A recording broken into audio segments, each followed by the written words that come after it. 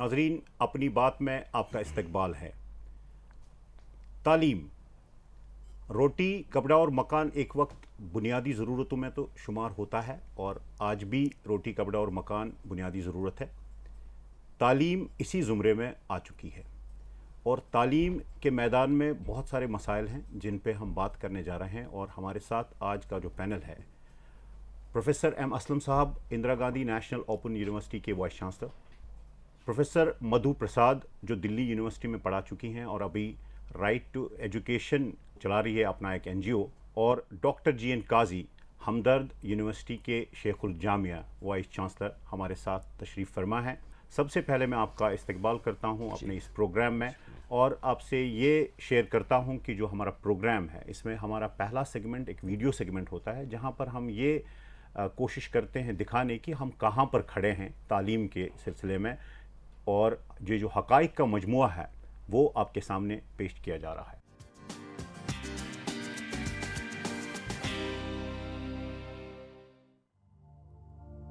हर 10 साल में हमारी खानदा आबादी में 10% का इजाफा होता है। आज़ादी के वक्त 12% हिंदुस्तानी खानदा थे। सन 1991 की मुर्दमशुमारी के मुताबिक 52% हिंदुस्तानी खानदा थे, जिसका मतलब ये हुआ कि निस्फ अरब से ज़्यादा भारतीय पढ़े लिखे थे। सन 2011 ईस्वी की मुर्दमशुमारी के मुताबिक भारत में 74.04% खानदगी है। रियासती हुकूमतें तालीम पर नज़र रखती हैं और ये आदद शुमार मुख्तलिफ रियासतों के लिए अलग अलग हैं। जनूबी भारत में केरला रियासत की 90% आबादी खानदा है और यह मुल्क में खानदगी की सबसे बड़ी शरह है। शुमाली भारत की राजस्थान रियासत 40% शरही खानदगी के साथ सबसे निचली सतह पर है। सन 1950 ईस्वी में भारत ने एक दहाई के अंदर अंदर 14 साल तक के बच्चों के लिए इब्तिदाई तालीम को मुफ्त और लाजमी करार दिया था, लेकिन हकीकत में पेशरफ्त उम्मीद से कहीं कम रही। शहरों में रहने वालों में शरही खानदगी देही इलाकों के मुकाबले में ज्यादा है। इसी तरह ये शरह ख़वातीन के मुकाबले में मर्दों में ज्यादा है। कुछ रियासतों में खानदा मर्दों और खानदा ख़वातीन में बहुत ज़्यादा फ़र्क पाई जाती है। राजस्थान और बिहार में ये फ़र्क 30% के करीब है, जबकि केरला और मिज़ोरम में सिर्फ 7% है। आम आबादी के मुकाबले में दर्ज फहरिस्त ज़ातों और कबाइल में शरही खानदगी कम है, ताकि आज़ादी के बाद ख़वातीन और दर्ज फहरिस्त ज़ातों और कबाइल की शरही खानदगी में आम आबादी की निस्बत ज़्यादा इजाफा हुआ है।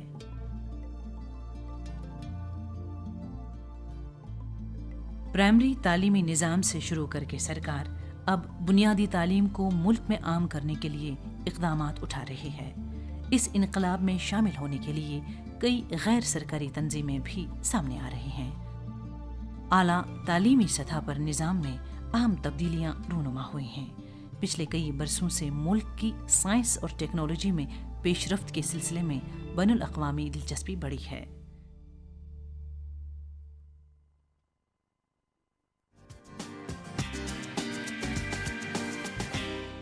ये था तालीम के मामले में हमारी तरफ से बनाया गया हक़ाइक़ का मजमुआ। डॉक्टर GN काजी साहब, आपसे शुरू करता हूँ कि आप मुझे बता दीजिए तालीमी निज़ाम जो है इसकी कुछ खामियां भी हैं और आपकी नज़र में क्या खामियां हैं तालीमी निज़ाम में? बहुत शुक्रिया मुझे बुलाने के लिए, लेकिन ये मैं बताऊंगा कि चंद खामियां नहीं हैं, बहुत खामियां हैं। और ये तो ज़ाहिर है जो अभी आपने एदाद शुमार दिखा दिया उससे पता लगता है कि अभी कितने पीछे हम इस हिंदुस्तान में रहे हैं। और पर्टिकुलरली वुमेन एजुकेशन के बारे में एक तो यूनिफॉर्मिटी नहीं है स्टेट्स में, और एक मेरे ख्याल में 60 साल के बाद हमें 100% होना चाहिए था लिटरेसी रेट यहाँ पे। उसके मेरे हिसाब से वजह सबसे ज़्यादा अगर कोई वजह दिखेगी वो ये है कि प्राइमरी एजुकेशन पे हमने फोकस नहीं किया आज तक। और جو ہائر ایجوکیشن ہے اس پہ تو فوکس ہے، لیکن اس کا بھی ہمیں یہ پتہ ہے کہ 15% سے زیادہ ہم جو شرح ہے جو بچوں کی جو ہائر ایجوکیشن میں جاتے ہیں، ابھی تک ہم we have not been able to cross 50%. آپ نے پرائمری سطح کی بات کی، میں پروفیسر مدھو پرساد کو اس میں لاتا ہوں کہ پروفیسر صاحبہ آپ ہمیں یہ بتا دیجئے کہ جو رائٹ ٹو ایجوکیشن پہ آپ کام کر رہے ہیں کہ آخر پرائمری ایجوکیشن میں ہم کہاں پر کھڑے ہیں؟ مجھے یہ لگتا ہے کہ پرائمری ایجوکیشن جو ہے ایکچولی سر میں ڈس ایگری کروں گی آپ کے ساتھ، لیکن یہ ہماری سب سے شروعات کی جو ہماری جو ڈیمانڈ تھا وہ یہی تھا. 1881 میں دادا بھائی ناروجی، جن کو سب جانتے ہیں the grand old man of India, انہوں نے اس وقت کی انگریز حکومت جو تھی ان کی ایجوکیشن کمیشن میں یہ ڈیمانڈ رکھا تھا کہ 4 سال کی پرائمری ایجوکیشن، جو آج ہم لوور پرائمری کہہ دیں گے، ایلیمنٹری میں جو ہم کہتے ہیں نا، تو وہ 4 سال کی ایجوکیشن ہر بچے کو ہندوستان میں ملنی چاہیے، وہ لازمی قرار دیا جانا چاہیے. وہ بالکل. اور یہ سوال پورے آزادی کے آندولن کے دوران آپ دیکھیں گے جی کہ یہ سوال اٹھتا گیا، چاہے جوتیبا پھولے صاحب تھے، چاہے اس میں گوکھلے صاحب تھے، یہ سوال اٹھایا جا رہا تھا کہ کس طرح سے ہندوستان کے ہر بچے کو ایجوکیشن دینا ضروری تھا. اور اس لیے، اور آف کورس آپ کو تو پتہ ہے کہ ذاکر صاحب کی نمائندگی میں وہ ان کے چیئرمین شپ میں وہ جو وردہ کانفرنس کے بعد نئی تعلیم کا ڈاکیومنٹ آیا، جس کا آخر میں وہ ہماری کانسٹیٹیوشن میں آ گیا ایز اے ڈائریکٹو پرنسپل کہ 14 سال کی عمر تک ہر بچے کو بالکل فری اور کمپلسری ایجوکیشن ملنی چاہیے. اور جو ڈیٹ دی گئی تھی ڈائریکٹو پرنسپل میں 1960. اس وقت کیا پوزیشن ہے ہماری؟ اس وقت یہ حال ہے، مجھے لگتا ہے کہ انرولمنٹ میں تو ہم کہہ رہے ہیں ہم آگے بڑھ گئے ہیں یہ رائٹ ٹو ایجوکیشن ایکٹ کے بعد، لیکن اصلیت کچھ اور ہے. وہ اصلیت تو ہم بعد میں جانیں گے. ایک صرف آپ کو ڈیٹا دے دوں کہ 12th پلان ڈاکیومنٹ میں یہ امید ہے کہ جو ڈراپ آؤٹ ریٹ ہے بچوں کا وہ ہم 42.95% تک روک سکیں گے. پروفیسر ایم اسلم صاحب، آپ کام کر رہے ہیں ڈسٹنس لرننگ میں اس وقت، اس سے پہلے آپ نے تعلیم میں بہت آپ کا کنٹریبیوشن رہا ہے. آپ تعلیم کو عام کرنے کے سلسلے میں کیا رائے رکھتے ہیں کہ اس وقت کیا پوزیشن ہے ہماری؟ آپ نے جو ابھی مدعا چھیڑا ہے، میں تھوڑا ہٹ کے بولنا چاہتا ہوں کہ ہمیں پورے تعلیمی نظام کا ایک صحیح جائزہ لینا چاہیے، چاہے وہ پرائمری ایجوکیشن ہو، چاہے وہ سیکنڈری ایجوکیشن ہو، چاہے جس کو ہم ہائر ایجوکیشن کہتے ہیں، کیونکہ یہ ایک دوسرے کو فیڈ کرتے ہیں. انٹیگریٹڈ ہے. جی انٹیگریٹڈ ہے. جب پرائمری ایجوکیشن میں بدلاؤ آ جائے گا، اس میں مضبوطی آ جائے گی، تو سیکنڈری ایجوکیشن مضبوط ہو جائے گی. جب سیکنڈری ایجوکیشن میں کوالٹی بڑھ جائے گی تو ہائر ایجوکیشن بڑھ جائے گی. جہاں تک ایلوکیشن اگر آپ دیکھیں گے تو سب سے زیادہ ایلوکیشن جو پبلک ایکسپینڈیچر ہے ہم نے دیا ہے ایلیمنٹری ایجوکیشن کو، لیکن جو ریزلٹس جو وہاں سے نتائج نکلنے چاہیے وہ نہیں نکل رہے ہیں. اگر آج بھی آپ دیکھیں گے، شاید مدھو جی ایگری کریں، ان کے پاس اسٹیٹسٹکس اس کی ہے، وہ ہوگی ان کے پاس، کہ ابھی بھی آپ دیکھیں ایک طرف سے ڈراپ آؤٹ ریٹ کو ہم کنٹرول نہیں کر پا رہے ہیں. ٹیچر اسٹوڈنٹ ریشیو جو ایلیمنٹری ایجوکیشن میں ہے وہ بھی الارمنگ ہے. جتنے بھی یہ جو ہے یہ ہم اپنے ٹارگٹس بناتے ہیں، ان کو صرف ٹارگٹس سمجھ کے آگے کہ ہمیں پتہ نہیں اس کے پیچھے کیا ہوتا ہے. یعنی روح جو ہونی چاہیے اس کی وہ ہے کوالٹی ایجوکیشن. کسی بھی لیجسلیشن سے اکیلے بدلاؤ نہیں آ سکتا. بالکل صحیح. ڈاکٹر قاضی صاحب، آپ چونکہ ایک پیشہ ورانہ یونیورسٹی کے ہیڈ ہیں، وائس چانسلر ہیں، جوان بھارت جو ہے، جو ینگر جنریشن ہے، وہ ہمارا ایک ایسٹ ہے، ایک اثاثہ ہے. ان کا پرابلم جو ہے وہ یہ ہے کہ تعلیم یافتہ ہیں مگر وہ سکلڈ نہیں ہیں، وہ ہنر جو چاہیے پھر جاب مارکیٹ میں وہ نہیں ہے. تو پیشہ ورانہ تعلیم جو ہماری پروفیشنل ایجوکیشن ہے اس کا رخ کس طرف ہے آپ کو لگ رہا ہے؟ دیکھیے ایسا ہے کہ یہ پروفیشنل ایجوکیشن جو ہے یہ ہندوستان میں بہت سارے کالجز کھل گئے ہیں جو انجینئرنگ کالجز ہیں یا دوسرے کالجز ہیں جس میں پروفیشنل ٹریننگز وغیرہ دے رہے ہیں، لیکن numbers again we come to the same thing, numbers سے کچھ نہیں ہوتا ہے. اس وقت حالت یہ ہو گئی ہے کہ 20% کے قریب جتنے بھی engineering colleges particularly down south میں ہیں وہ بند ہو رہے ہیں کیونکہ ان کی کوالٹی برابر نہیں ہے. جب وہ بچہ باہر چلا جاتا ہے کالج سے اس کو نوکری نہیں ملتی ہے کیونکہ he is not prepared for it, اور اس کو تھیریٹیکلی ہم پڑھا لیتے ہیں، ہینڈس آن کوئی ٹریننگ نہیں دیتے ہیں، وہ سادھن ہی نہیں ہے ان کالجز میں. سو ایز اے ریزلٹ میری پرسنل جو ایکسپیرینس ہے پچھلے 40 سال کی، I have been part of what is called a stakeholder for utilizing this youth in science and technology. اور ہم نے یہ دیکھا کہ نمبرس میں تو ہم آگے دوڑ رہے ہیں لیکن کوالٹی پہ کوئی اتنا جھکاؤ نہیں ہے. بات ہو گئی، مگر پروفیسر مدھو آپ ہمیں یہ بتا دیجئے کہ جو جینڈر پرسپیکٹیو ہے اس کا اور جو باقی ہماری کمیونٹیز ہیں جو پچھڑے ہوئے طبقہ جات ہیں ان کا حال کیا ہے؟ مجھے لگتا ہے ایکچولی اگر ہم اس سچویشن کو دیکھیں، اتنے سال ہو گئے آزادی کے بعد، تب بھی ہم نے کچھ سبسٹینشل فرق ہمارا نہیں دکھائی دے رہا، کوئی دکھائی نہیں دے رہا. میں یہ نہیں کہہ رہی کہ جو آئے ہیں اور بڑے ایبل ایڈمنسٹریٹرز آئے ہیں ان کی بھی سب کی امید تھی کہ وہ کچھ نہ کچھ کر پائیں گے، لیکن مجھے لگتا ہے کہ جو اصلی پرابلم، اور یہ ریفلیکٹ ہوتا ہے جو آپ نے سوال مجھ سے پوچھا، یہ اس میں ریفلیکٹ ہوتا ہے سب سے کمزور طبقے، ان کی سب سے بری حالت ہوتی ہے ایجوکیشن میں بھی جیسے ہر اور چیز میں بھی ہوتی ہے، کیونکہ ان کا ایکسیس ہی نہیں ہوتا.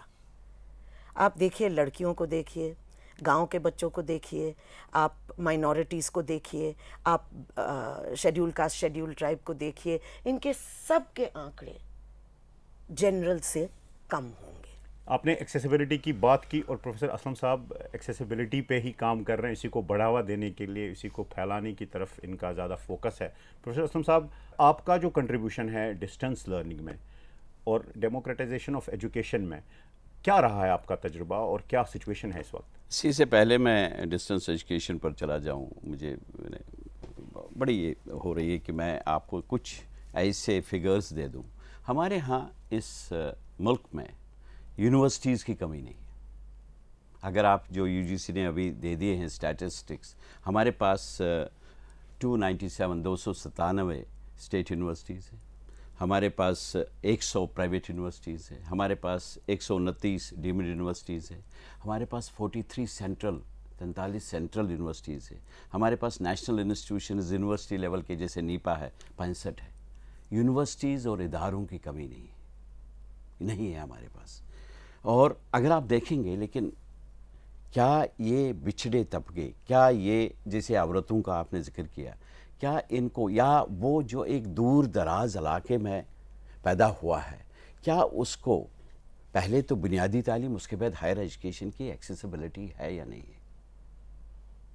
یہی وجہ تھی جب یہاں اس وقت کے گورنمنٹ پرائم منسٹر جو تھے راجیو گاندھی نے، انہوں نے اس کا سنگ بنیاد ڈالا 19 نومبر کو 1985 میں ہماری یونیورسٹی کا بنیاد. اس کا مقصد یہی تھا کہ ایک ہائر ایجوکیشن جو ہے وہ اس ملک کے کونے کونے تک ان لوگوں تک پہنچے جو ہائر ایجوکیشن اعلیٰ اداروں تک اتنی رسائی نہیں رکھتے. بالکل صحیح. آپ نے بات کی حقائق کی، اور ہم ابھی آپ کو کازز اور اس کا جو تجزیہ ہے وہ دکھانے جا رہے ہیں کہ ہمارا تجزیہ کیا ہے کہ تعلیم کے میدان میں آخر جو مشکلات ہیں وہ کیوں کر ہے.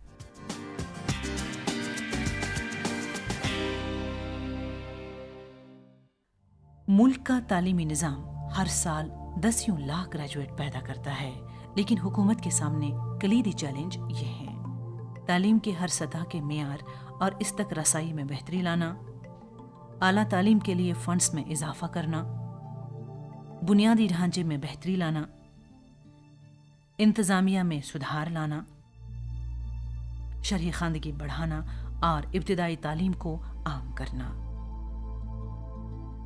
مختلف اسکیموں اور پروگراموں کے تحت آبادی کے تمام طبقوں کو بھارتی تعلیمی نظام میں شامل کرنے کے سلسلے میں کوششیں کرنے کے باوجود بے شمار جوان لوگ अब भी तालीम से महरूम हैं।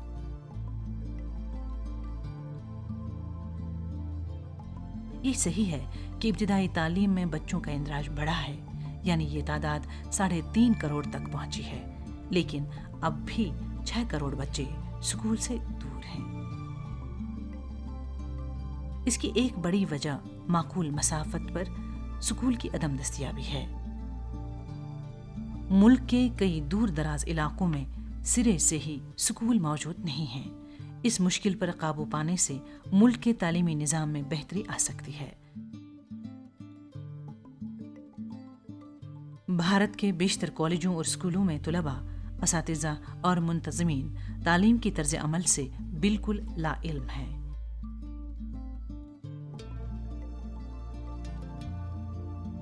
ये अजीब बात है कि अवाम, हुकूमत और तालीमी निज़ाम के मुंतज़मीन ये समझते हैं कि तालीम एक अच्छी चीज़ है, लेकिन वो ज़मीनी सूरत हाल को जानबूझकर नज़रअंदाज करते हैं।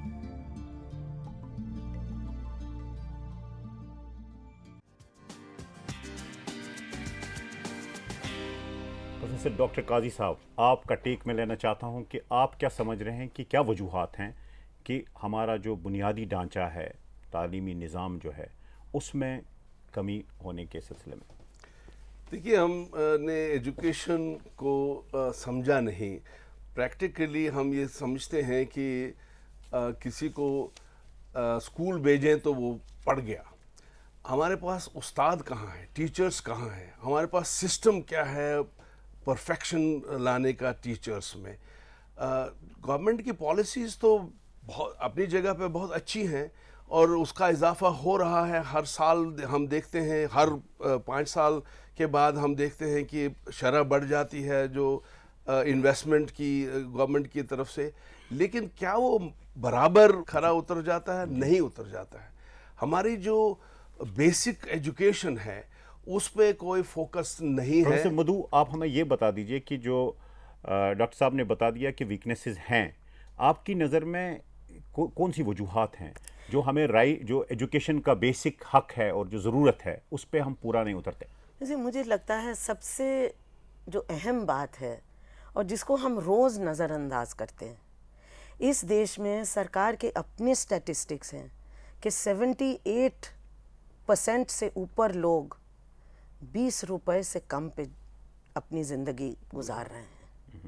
अब माफ़ कीजिए, इस हालात में अगर हम प्राइवेट एजुकेशन की बात करने लग जाएं, अगर हम प्राइवेट पब्लिक पार्टनरशिप की बात करने लग जाएं, अगर हम एब्सोल्युटली फ्री और कंपल्सरी एजुकेशन, जैसे कॉन्स्टिट्यूशन ने कहा था 0 to 14 ईयर्स, 86th अमेंडमेंट से हमने उसको 6 to 14 ईयर्स कर दिया है।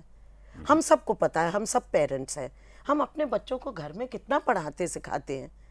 बच्चे को एक क्लास में ले जाने के लिए कितनी तैयारी चाहिए, न्यूट्रिशनल, एजुकेशनल, प्ले, हर चीज़ के लिए, ओवरऑल डेवलपमेंट के लिए, ओवरऑल डेवलपमेंट के लिए उस चीज़ पे हम बिल्कुल ध्यान नहीं दे रहे। जहाँ यूनिवर्सलाइज किया है school education, common school system से किया है, यूनिवर्सलाइज उसी से हुआ है। अमीर, गरीब, यहाँ रहने वाला, उस इलाके में रहने वाला, सबके बच्चे इकट्ठे एक स्कूल में पढ़ते हैं। तभी हम इसको खत्म प्रोफेसर कर असलम साहब, तालीम का बुनियादी मकसद एक फ़र्द को, एक समाज को बाइख्तियार बनाना है, एम्पावर करना है। क्या आप समझ रहे हैं कि हमारा तालीमी निज़ाम जो है वो बाइख्तियार बना रहा है अपने? अगर आप आज के हालात पर देखें तो शायद नहीं बना रहा है, क्योंकि बिल्कुल एक क्रॉस रोड पर आ गया है पूरा एजुकेशन। 36% जो एनरोलमेंट हो रहा है हिंदुस्तान में, ये किस में हो रहा है? आर्ट्स से क्या मतलब है? बीए, ये बीए या एमए हम पैदा कर रहे हैं तो वी आर एडिंग टू जो अनएम्प्लॉयमेंट मार्केट जो है हम उसमें ऐड कर रहे हैं। जो अनस्किल्ड ग्रेजुएट्स निकल रहे हैं, unskilled, unacceptable to the market. हम बहुत बड़ी बातें करते हैं स्किल डेवलपमेंट में, हम खुद डिफाइन नहीं कर पाते। हम जो है इन नंबरों में फंसे हुए हैं। हमारे पास पॉलिसीज़ की कमी नहीं है, हमारे पास डॉक्यूमेंट्स की कमी नहीं है, हम मिजरेबली फेल हो रहे हैं इम्प्लीमेंटेशन में। 7 लाख टीचर गवर्नमेंट के जो स्टैटिस्टिक्स हैं 2015 तक ट्रेन करने हैं। मुझे बताइए साहब, कौन से इंस्टीट्यूशंस वो है जो इसको पार करेंगे, इस लक्ष्य को पार करेंगे? टारगेट को पार करेंगे। ये जब तक हम बैठेंगे नहीं, आपने महिलाओं की तालीम की बात की, क्या हमने ये गौर किया है कि मैं मेवात गया हूँ? आपको यकीन नहीं आएगा, एक मिडिल स्कूल में जब मैंने वहाँ देखा, परसेंटेज पूछा कि कितने पास हुए हैं 3 साल पहले, कहेंगे साहब 4 साल से कोई पास ही नहीं हुआ मिडिल स्कूल में। ये नज़दीक है यहाँ, और हम किसकी बात कर रहे हैं? किन स्टैंडर्ड्स की बात कर रहे हैं? अगर वहाँ बैठकर मैं बैठा वहाँ और वहाँ उनसे पूछा, क्या आप अपनी जो आपकी एक बेटी है, क्या आप उसको स्कूल भेजना चाहते हैं? नहीं। फिर जब मैंने कहा अगर तालीम आपके घर तक पहुंचाई जाए और हम आपके जो सोशल समाजी एक आपका एक इनहिबिशन जिसको हम कहते हैं उसको बरकरार रखें, कहने बिल्कुल तैयार है, मुझे कोई ऑब्जेक्शन नहीं। हम कभी इन चीज़ों पर गौर नहीं किया। तो इसके लिए एक विजन चाहिए। हम एक मिनी डॉक दिखा रहे हैं आपको कि हमारा विजन जो है हमें कहाँ पर होना चाहिए था, उसके बारे में हम बात करेंगे इसके बाद।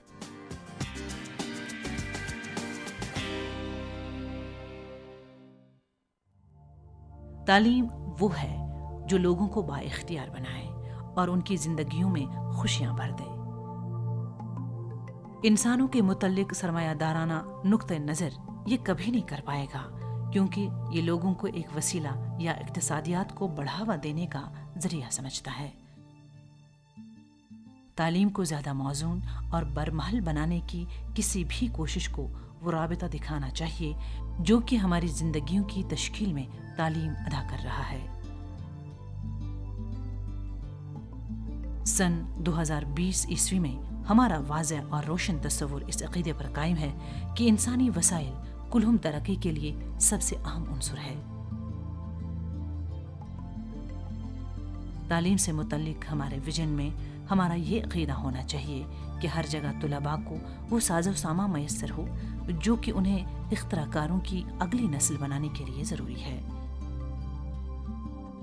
इससे आम बात यह है कि सन 1986 में अपनाई गई और 1992 में तरमीम शुदा कौमी पॉलिसी में सानवी तालीम की पेशेवरानियत पर जोर दिया गया है। सन 1995 और 2000 के अहदाफ में बितरतीब 10 और 25% तुलबा को जो कि मैट्रिक से आगे तालीम हासिल कर रहे हों को पेशेवराना कोर्सों की तरफ मोड़ना शामिल है। इसका मकसद तुलबा के लिए रोजगार हासिल करने के इम्कानात में इजाफा करना, हुनरमंद इंसानी वसाइल की मांग और फराहमी में तफावत कम करना और उन अफराद को एक मुतबादिल फराहम करना जो कि किसी खास दिलचस्पी या मुद्दा के बगैर आला तालीम हासिल करना चाहते हों।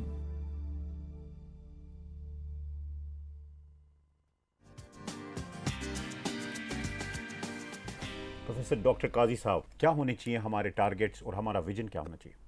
देखिए, आपने सही फरमाया कि empowerment, education should be an empowerment, और जब तक हम टेक्निकल एजुकेशन पे फोकस नहीं करेंगे, जब हम हायर एजुकेशन की बात करते हैं, बेसिक एजुकेशन तो है ही है, लेकिन टेक्निकल एजुकेशन की बात नहीं करेंगे और वो एजुकेशन जिससे उनका वो एम्पावरमेंट और वो मार्केट में सेल हो जाए।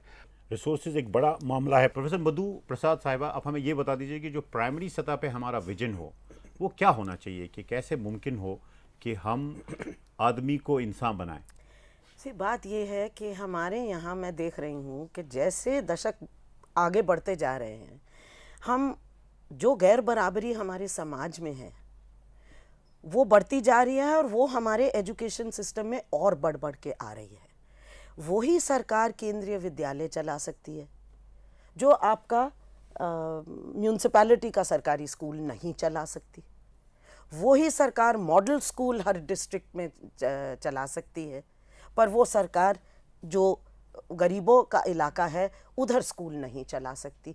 तो हम जो हमारी गैर बराबरी है हम उसको रिप्रोड्यूस कर रहे हैं। इससे मुझे नहीं लगता हम इंसान तैयार कर सकते हैं। प्रोफेसर असलम साहब, क्या अप्रोच होना चाहिए? इसके 2 पहलू हैं, एक समाजी और एक इक्तिसादी। जी, और समाजी पहलू में जो मधु जी ने कहा कि हम चाहते हैं कि तालीम से एक इंसान बन जाए, एक समाज का एक अहम रुकन बन जाए, जो समाज की जो नाजुकियत है उसमें, जो समाज में कैसे रहना है उसको वो समझ पाए और तालीम उसमें उसकी मदद करे। उसके साथ साथ इक्तिसादी तौर पर वो एम्पावरमेंट जो आप कहते हैं, इकोनॉमिक एम्पावरमेंट, वो बहुत ज़रूरी है एक इंसान के लिए।